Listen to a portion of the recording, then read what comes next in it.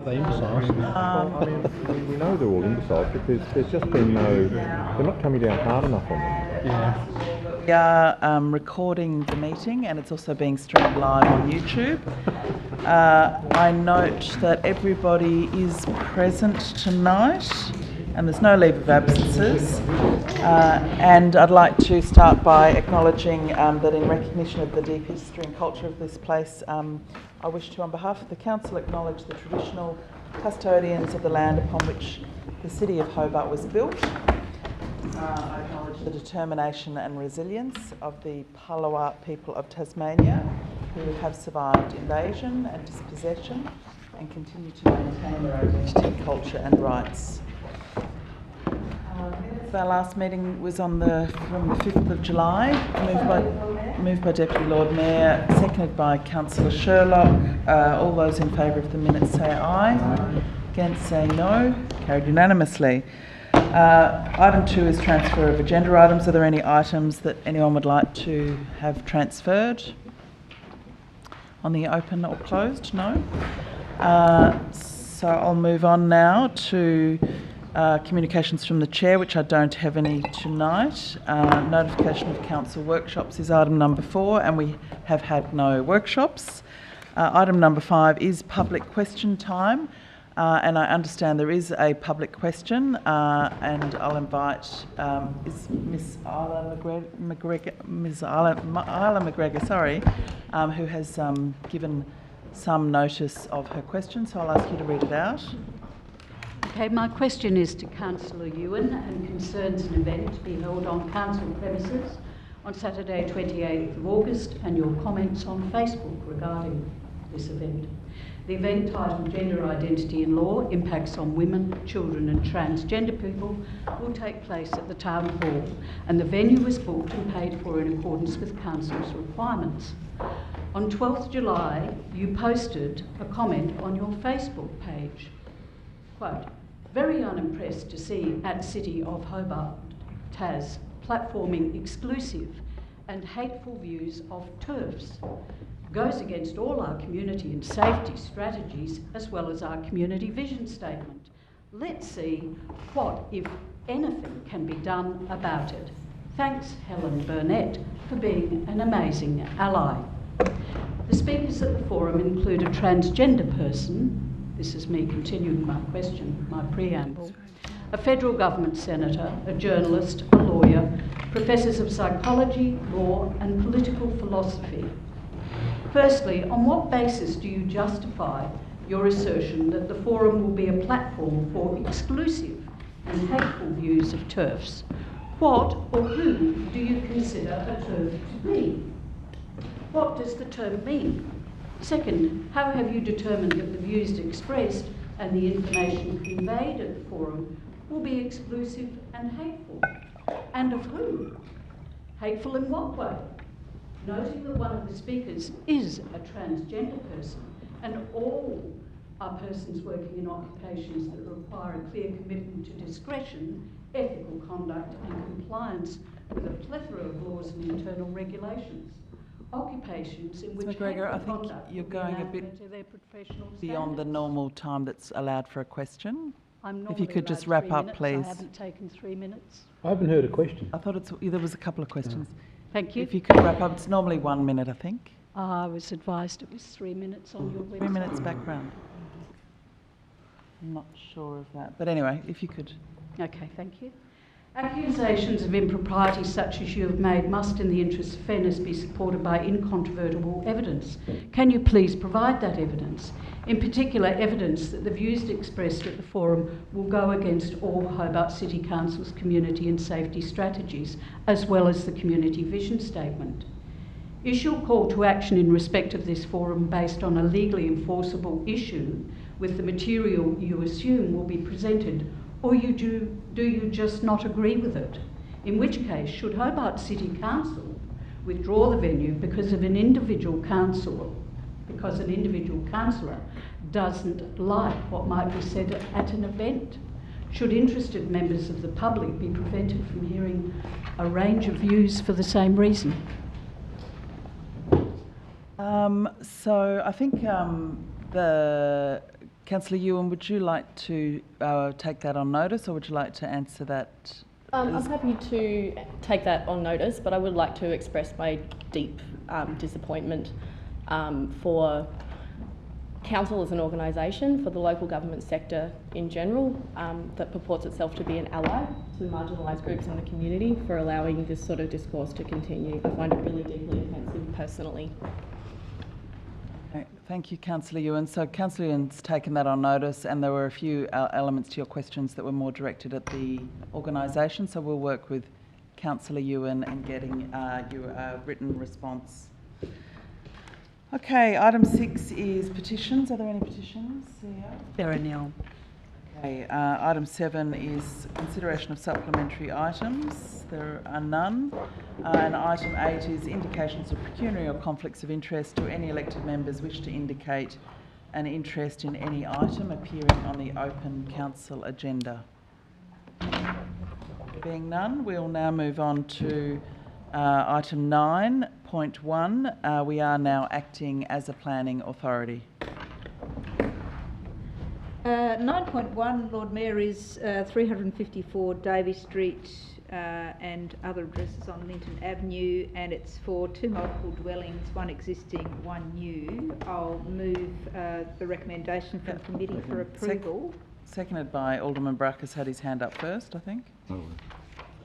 Lord Mayor, this is a proposal which includes the construction of an additional dwelling on the property at 354 Davey Street.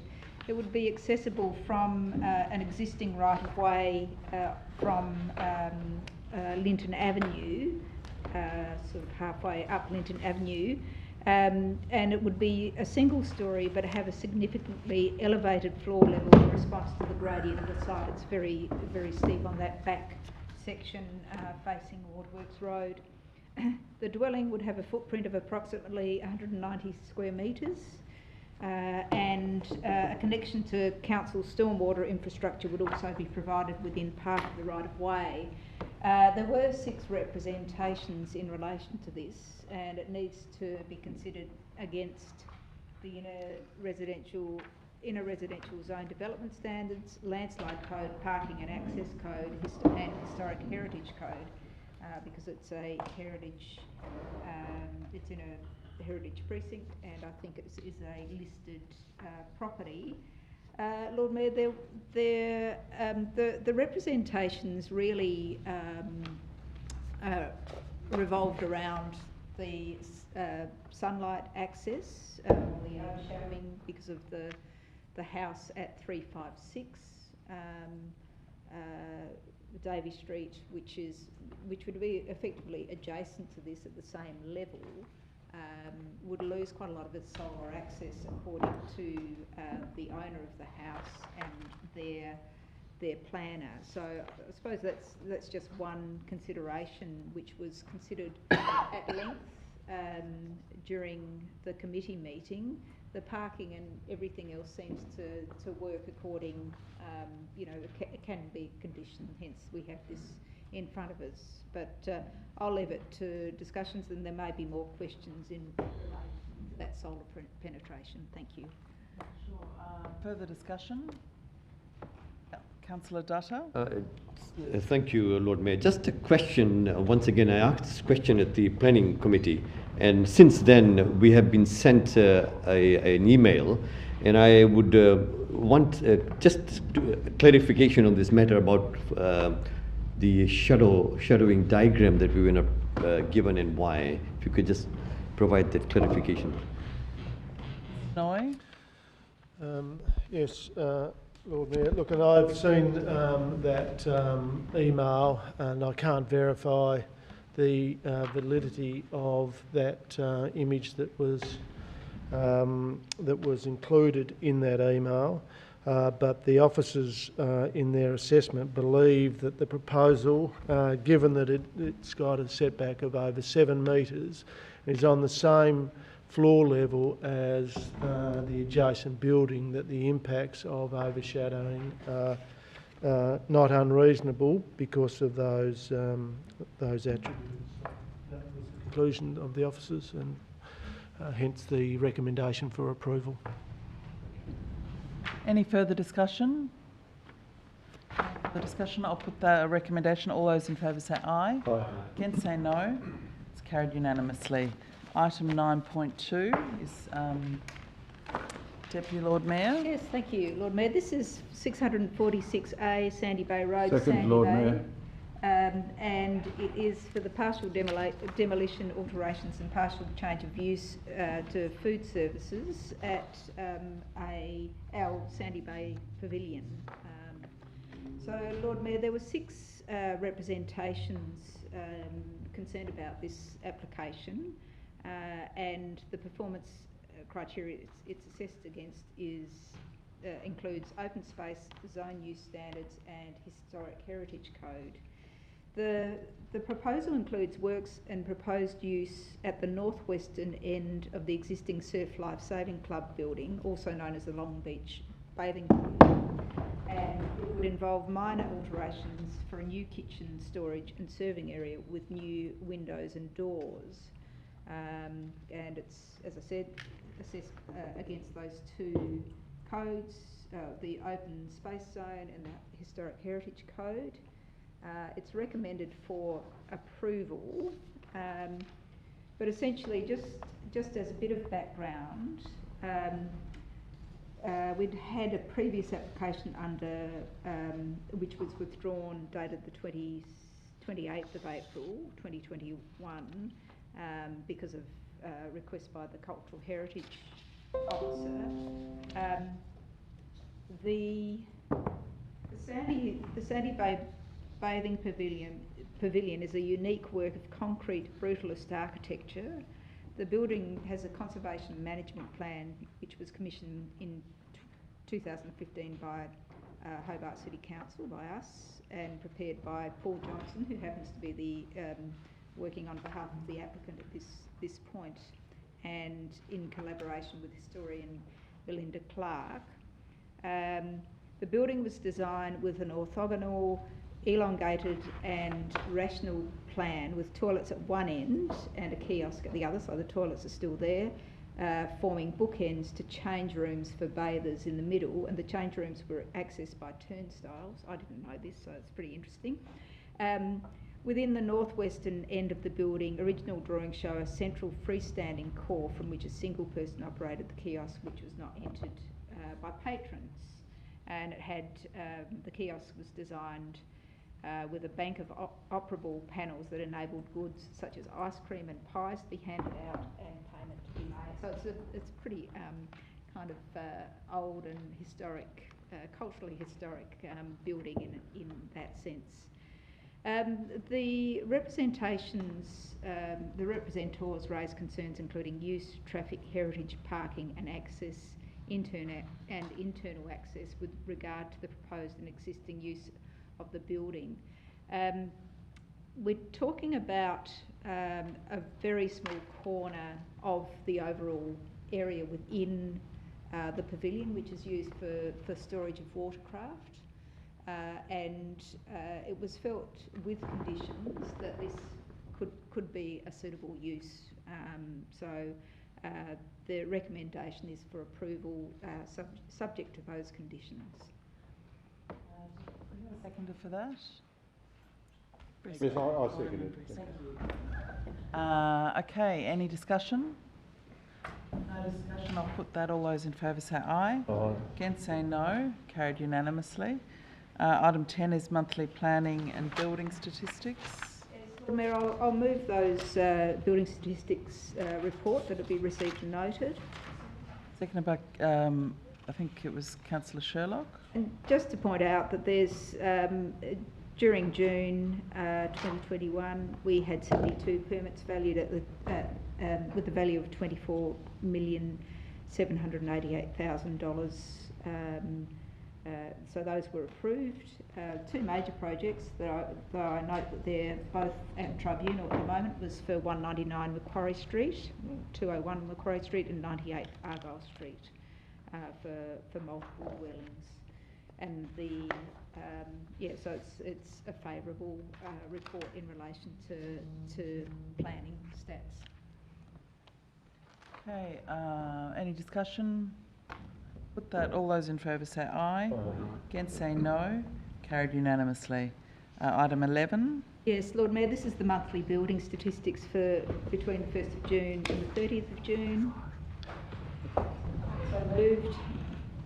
And again, we're seeing a fairly consistent number of building approvals and value of building approvals compared from this year to this time last year.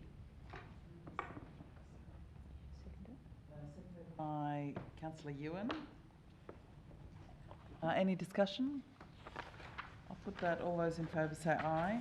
Against say no. Carried unanimously. Item 12 is Finance and Governance Committee. I'll ask Alderman Zuko to... Yes, Lord Mayor, item 12, fees and charges, Salamanca Market, Tasmanian Market. Seconded by Alderman Thomas. It's basically about public liability insurance, Lord Mayor. Discussion? No discussion? I'll put that. All those in favour say aye. Against say no. Carried unanimously. Yes, Lord Mayor, item 13, Local Government Association Code of Conduct Framework, public consultation. I think. Seconded by Councillor Sherlock. Yeah, I think it's very timely that this occurs. Any discussion? Can I just ask a question? Did you talk about what would be in the submission, or it'll come back to the committee later? Yeah. Yeah. Okay. Good. Right. All those in favour say aye. Against say no. Carried unanimously. Item 14. Yeah, Local Government Association of Tasmania. By Alderman Thomas. Yes, Lord Mayor, I'd like to move this in two parts. I'm just trying to find the part that I voted against in committee. I think it was item 2. I just can't find it. I think it was item 2 that I voted against in committee. Sorry. Yeah, it was item 2. So could we take that separately, Lord Mayor, because I voted against it? I think it'll have to be drafted because it's not here in the. Yeah, I've been looking for it. It's not here in the recommendation. There's no parts. But it was, sorry, Lord Mayor, it was taken in two pieces. It was taken in 2 parts in committee. Okay, so we might just need clarification of that for everyone. The one about the motor vehicle. That's right. Yes. Yeah. Two motions. I know, but we've got to have it. Sorry? We need to see it. Yes. That's right. Well, It's all right. It's all good. I'll just sit down for a motion's minute. been accepted anyway. So I'll sit down for a minute. Already winning this. But this is us accepting other people's voting for. B, A or B? No, the whole thing. Okay. Thank you, Lord Mayor, and through you, Alderman Zuko. So the amendment reads, or the part that you're wanting to push second, is that LGAT continue to lobby the state government to implement funding change by a 3-year phased reinstatement of the equitable distribution of the heavy motor vehicle and tax distribution to the percentage of funds collected, and B, a one-off additional annual payment allocation of the heavy motor vehicle road tax distribution as compensation for 25 years of no indexation of the funding allocation and to support enhanced road infrastructure development in all local government areas. That was moved separately. Lord Mayor, that was moved separately in committee and voted separately, and it should have come in here like So that. the other motion is what? All of the other. All the others are okay. Okay, but I'd like to have that one there put separately like it was in committee. So. I'll move that as an amendment that it be heard separately. Second. Seconded by Alderman Briscoe. Good. Okay, so we're moving the first part of the motion, which is all the rest of the motions, and that's been seconded by somebody, Alderman Baracus. All those in favour of all of the rest of the position on the LGAT motion, say aye. Sorry, just a point of... Sorry, Lord Mayor. I think the amendment's got to go first and then the motion. Oh, sorry. okay, all right. So the amendment is the position to support this particular motion. No, the amendment that we Separate. Oh, Okay. All right. So all those in favour of separating the one item out. No, I think the amendment is. So we hear that separately. We hear that separately. Okay, Yeah. all right. So we vote on that separately. Yeah, that's right. That is the amendment. And Yeah, the amendment is that the recommendation is around this motion on the vehicles, heavy vehicles, and the proposal is to support it. So all those in favour of supporting it, say aye. Aye. Again, say no. No. Show of hands, all those in favour of supporting it. Alderman Sexton, Councillor Harvey, Councillor Dutta, Councillor Sherlock, Councillor Coates, Councillor Ewan, Alderman Thomas, Alderman Briscoe, the Deputy Lord Mayor and the Lord Mayor, Against? Alderman Zuko and Alderman Barakis. So Okay. that's carried, Lord Mayor, 10 votes to 2. Now, the substantive motion on the rest of the LGAT items. Would you like to say anything about those, Alderman Zuko? Yes, Lord Mayor, I'll just move that. Don't Okay. have to say anything. All right, all those in favour of the rest of the motions? Aye. Aye. Against, say no. Carried unanimously. Okay, we're now moving on to the Parks and Recreation Committee. I'll invite Alderman Briscoe to open this item. I move the motion that's on the books. By Councillor Sherlock. Yeah, this is a very straightforward motion. The proposed easement is suggested 4 metres wide and extends about 180 metres through an extensive cleared area of open exotic grass land located entirely under the Tas Networks Way leave. It crosses a gravel shared path. It's already been installed, so basically the motion indicates that we agree to Tas Networks the easement, and approval be conditional on TasNet consulting with the city prior to undertaking any maintenance works, and the CEO be authorised to negotiate the terms and conditions of the easement, and Tas Networks be notified the council's resolution with conditional consent. That's all, Lord Mayor. Any discussion? No discussion. I'll put that. All those in favour say aye. Aye. Against, say no. Carried unanimously. Item 16 is receive and note a professional development plan. Moved by Deputy Lord Mayor, seconded by Alderman Zuko. All those in favour say aye. Aye. Against, say no. Carried unanimously. That's the end of the closed portion of our meeting. I'd like someone to move that we move into closed. Deputy Lord Mayor's moved we move into the closed, seconded by Councillor Sherlock. All those in favour say aye. Aye.